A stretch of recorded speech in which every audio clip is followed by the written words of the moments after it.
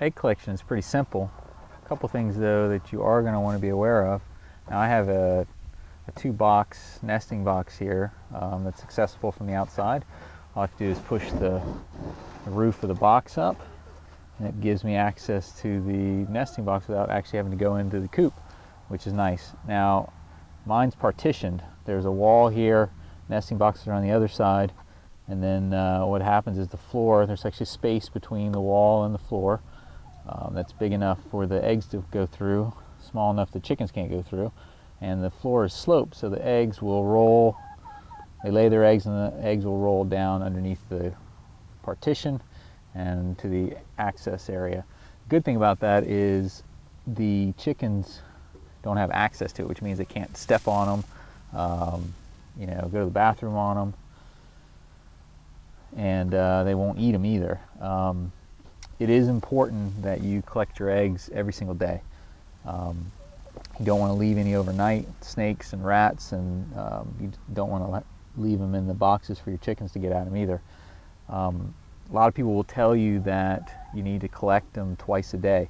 I don't do that. I know that the last chicken will typically lay around lunchtime, so I usually come out around 12 or 12:30, and I can get them all in one shot. I have a little egg basket, which is basically just kind of like a rubberized steel, which makes it a little bit softer for the eggs.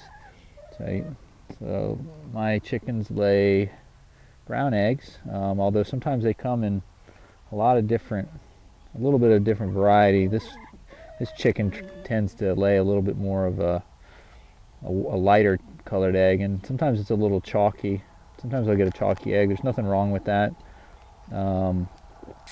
Also, sometimes you'll get eggs that are dirty, and the way you want to handle that, you don't want to wash them with water.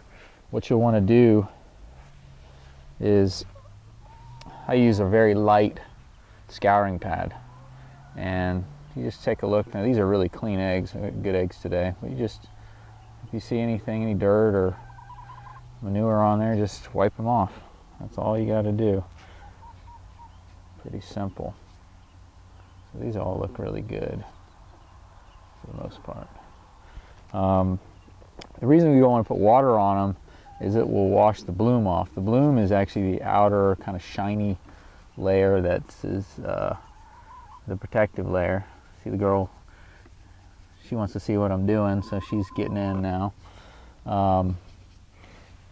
Anyways, if you wash the bloom off, that protective layer, you can, in trying to wash the egg off, what you actually do is draw the bacteria into the egg, you know, which if you cook the eggs at a very high temperature, then, you know, you'll probably kill all the bacteria, but you might not. So this is definitely a much better way to do it. She's definitely very interested in what's going on. I'm going to shut her out.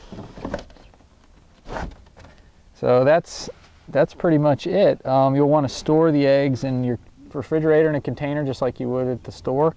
But it's important to put the pointy side down like this in your egg container. One other thing about your nesting boxes, a lot of people will use straw as the base for their boxes. Now I use just like a plastic turf, and these are nice because you can just shake them out. You know, they're actually not that dirty. They don't need to be shuck out, but you just shake them out when they get dirty, and the chickens like the feel of this, so they'll lay their eggs in there.